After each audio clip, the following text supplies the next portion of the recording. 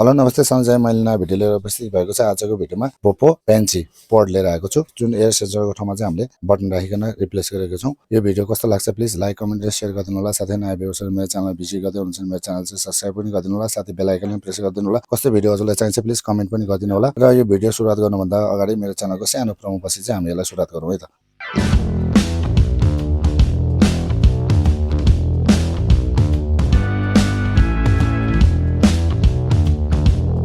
यसको जुन pop sensor चाहिँ ड्यामेज भएर चाहिँ फायरिङ चाहिँ यसबाट चाहिँ हुँदैन। त्यही कारणले चाहिँ यो कस्टमरले रिपेयर गर्नलाई चाहिँ लिएर आएको थियो। जुन यो पप सेन्सर चाहिँ मसँग चाहिँ नभएको कारणले चाहिँ मैले यसमा चाहिँ बटन राखिकन पनि बनाउन सकिन्छ भनेर चाहिँ मैले यसमा बटन राखेर यसलाई रिपेयर सक्सेस गरेको छौं। बिग्रिसकेपछि फ्याल्नुको साटो यसलाई हामीले स्विच राखेर पनि रिपेयर गर्न सकिन्छ भनेर चाहिँ मैले एउटा सानो यो भिडियो लिएर आएको हुँ।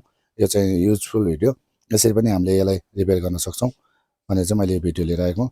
यो भिडियो कस्तो लाग्छ प्लिज लाइक कमेन्ट र शेयर गरिदिनु होला। साथै नयाँ भ्युअर्सहरु मेरो च्यानल भिजिट गर्दै हुनुहुन्छ भने मेरो च्यानल चाहिँ सब्स्क्राइब पनि गरिदिनु होला। साथै बेल आइकन पनि प्रेस गरिदिनु होला। कस्तो भिडियो हजुरलाई चाहिन्छ प्लिज कमेन्ट पनि गरिदिनु होला।